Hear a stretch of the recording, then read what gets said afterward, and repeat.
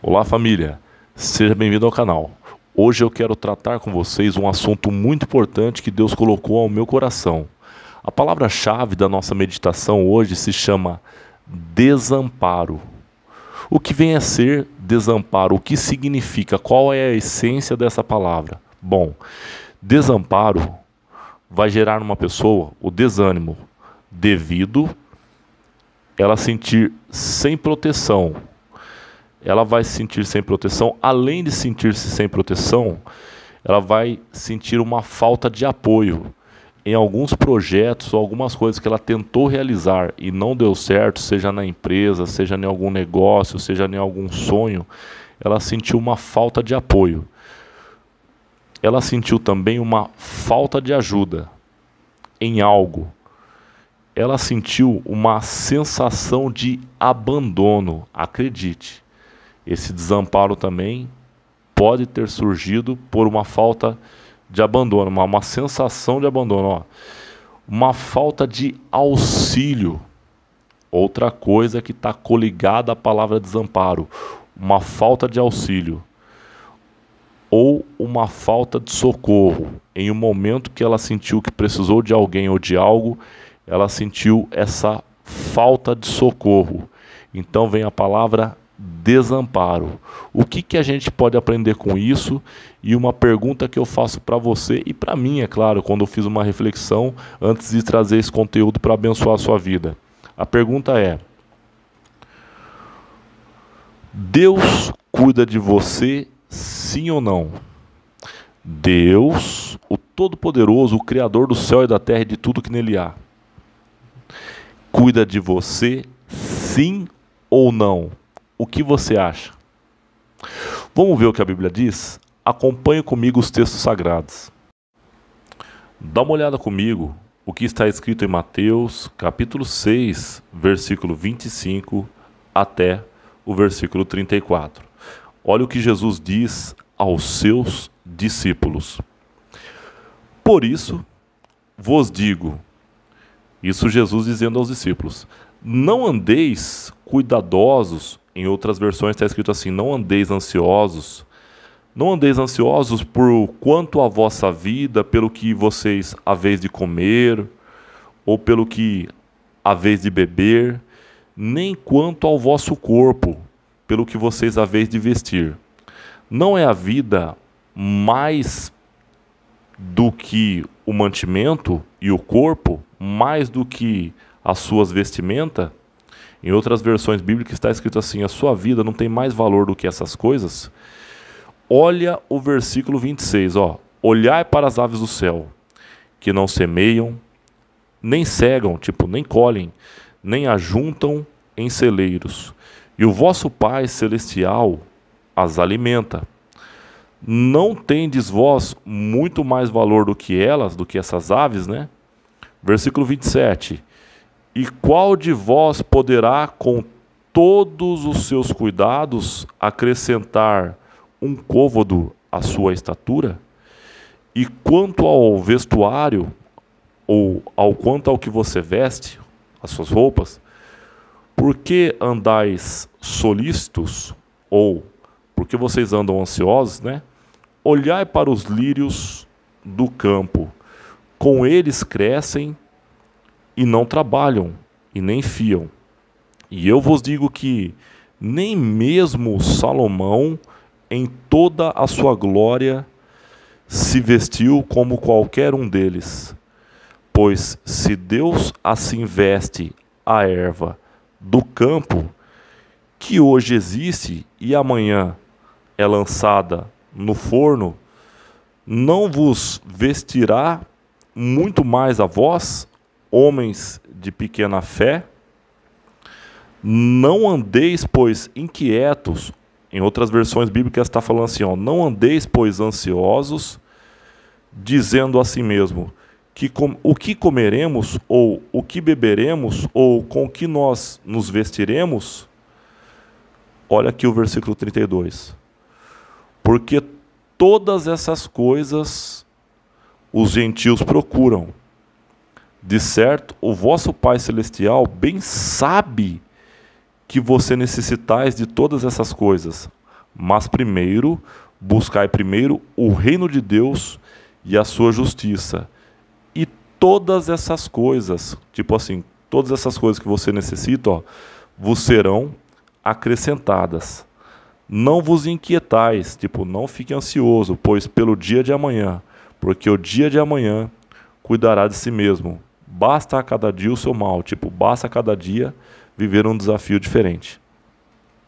Agora dá uma olhadinha, esse outro versículo que vai fazer uma conexão, vai fazer uma ligação, vai dar mais sentido ainda, vai dar mais sentido com o que eu vou falar agora. Ó. Agora dê uma olhadinha no que está escrito em Hebreus, capítulo 13, versículo 5. Eu até coloquei entre parênteses aqui, ó.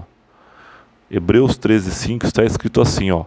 Sejam vossos costumes sem avareza, do tipo sem idolatria, contentando-vos, se contente com o que você tem. Porque ele disse, não te deixarei, nem te desampararei. Olha o que o escritor do livro de Hebreus diz no capítulo 13, versículo 5, para dar um sentido maior naquilo que Jesus disse lá atrás no livro de Mateus. Ó. Sejam os vossos costumes sem avareza. Em outras versões bíblicas está escrito assim, sejam vossos costumes sem idolatria, contentando-vos, tipo, se contente-se com o que você tem. Porque ele disse, não te deixarei, nem te desampararei. Quem disse isso? Jesus, o escritor de Hebreus, ele está reforçando, explicando, ensinando, enfatizando para que os povos nunca se esqueçam disso, que Deus não nos desampara. E para fechar uma conexão, uma ligação com esses versículos, eu vou citar com vocês agora mais um versículo-chave. Dá uma olhadinha no que Jesus disse aos seus discípulos em Mateus capítulo 28. Agora dá uma olhadinha o que Jesus disse aos seus discípulos em Mateus capítulo 28, versículo 20. Essa é a cerejinha do bolo, para finalizar aqui, para você mudar esse conceito. Veja o que Jesus deixou escrito aqui no livro de Mateus, capítulo 28, versículo 20.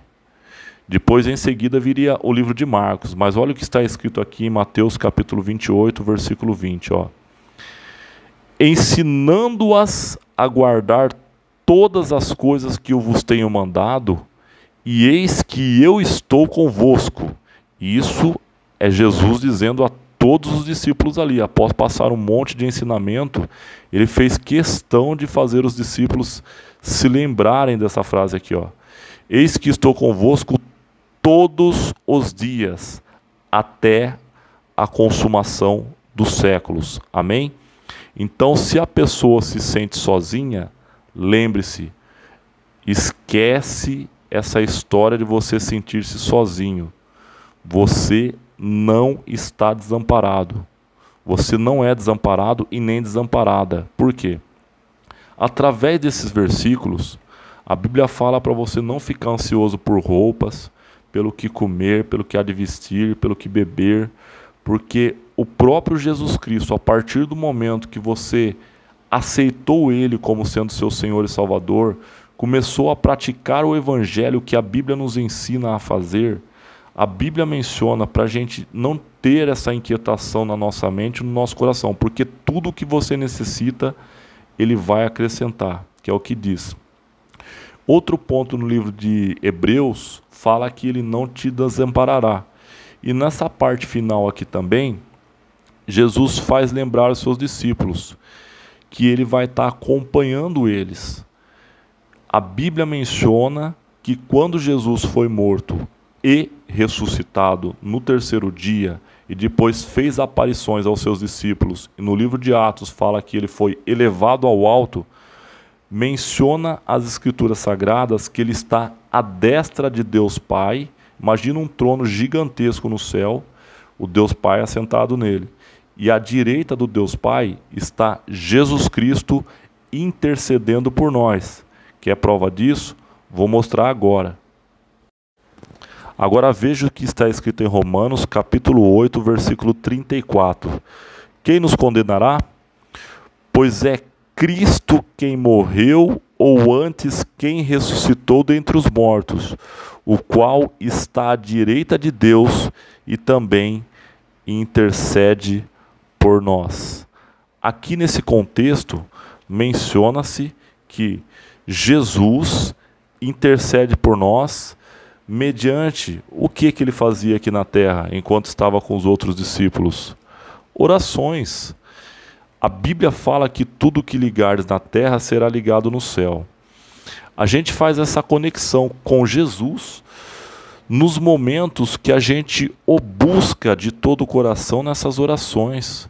No momento que a gente faz reflexões nas Escrituras Sagradas, você se conecta com Deus. O Espírito Santo de Deus, ele começa a falar ao seu coração quando você medita nas Escrituras Sagradas.